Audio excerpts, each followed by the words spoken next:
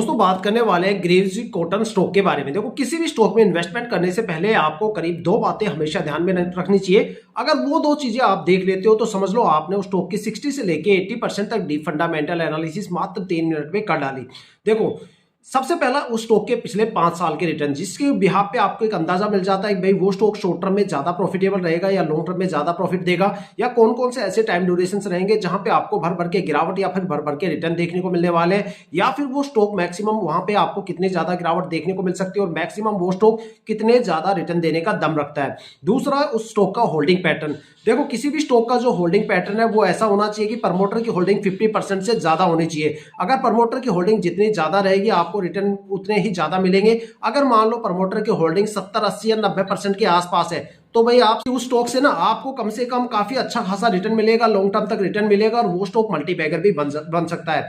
साथ में जो सबसे इंपॉर्टेंट चीज है होल्डिंग पैटर्न में वो ये है कि एफआईआई की जो होल्डिंग होती है वो जितनी कम रहेगी वो उतना ही ज्यादा बेनिफिशियल रहेगा। जिस स्टॉक में एफआईआई की होल्डिंग सबसे ज्यादा रहेगी वहां पे गिरावट भी आपको ज्यादा देखने को मिलेगी, क्योंकि जब भी गिरावट का सिलसिला शुरू होता है या ट्रेडिंग विंडो ओपन क्लोज होती है या फिर मान लो कोई क्वार्टरली रिजल्ट वगैरह आते हैं तो सबसे पहले एफआईआई वहां से बिकवाली करके निकलती है और वहां पे गिरावट का मंजर शुरू हो जाता है। अगस्त, सितंबर, अक्टूबर में आपने देखा होगा इंडियन स्टॉक मार्केट में किस कदर एफआईआई ने बड़े लेवल पे बिकवाली की है।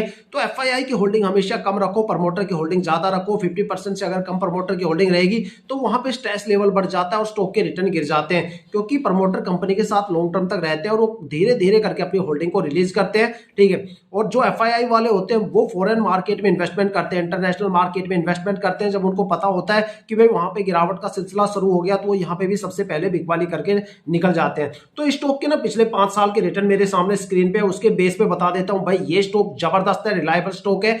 मैं ये कहता हूं कि ये स्टॉक एक तरह से अगर देखा जाए तो हालांकि इसको मैं मल्टीबैगर स्टॉक तो नहीं बोलूंगा, लेकिन मल्टीबैगर से स्टॉक कम भी नहीं है।